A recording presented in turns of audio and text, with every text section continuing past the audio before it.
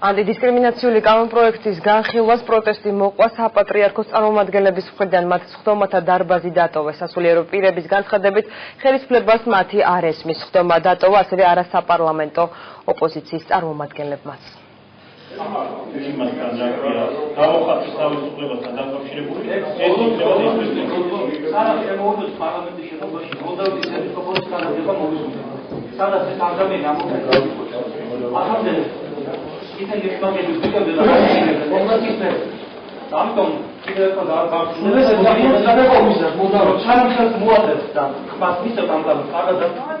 Patriarch მოუსმენთ არა სტეფან ფულეს.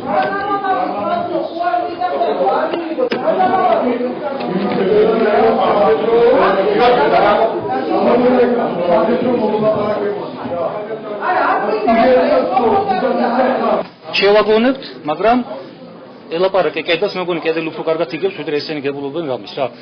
ერთი რამე არის, წეგან დავსვი ესეთი კითხვა.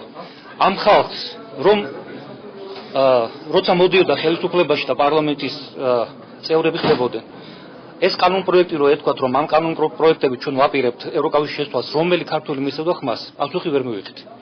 ამიტომ არ გამოდის ახლა რა, ერთს აკეთებენ, მეორეს იძახიან, მეორეს აკეთებენ, მესამეს თამაშობენ და ახლა თამაშის მოსვენისთვის აქ არ მოსულობთ. დისკრიმინაციის განსაზღვრება ჩვენ ვერ მოგწეს. სუსტი განმარტება. დეფინიცია ვერ მოახერხეს, ამიტომ ჩვენ ავდექით და დავტოვეთ ეს სხდომა. გაჩნდა არაერთგვაროვანი აზრი. ანუ საზოგადოების უდიდესი უმრავლესობა ფიქრობს, რომ ეს არის კანონპროექტი არა უფლებების დაცვისთვის, თუნდაც მცირე ჯგუფების, ეს იქნება სექსუალური უმცირესობის თუ სხვა მცირე ჯგუფების უფლებების დაცვისთვის, არამედ ესეთი კანონპროექტები მიმართულია ქვეყნის ინტერესების, ქვეყანაში არსებული ღირებულებების ნგრევისკენ.